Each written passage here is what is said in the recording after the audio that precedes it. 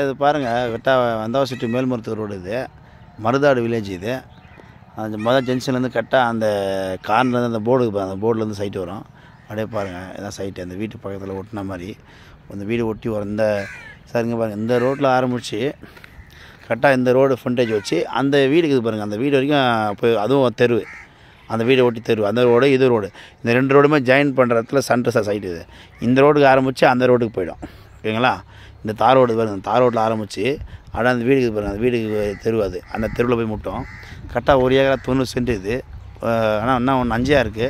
அப்படியே பாருங்கள், வந்தாவசி டு மேல்மருவத்தூர் ரோட்லேருந்து மருதாடு ஜங்ஷன்லேயே சைட்டு. ஓகேங்களா?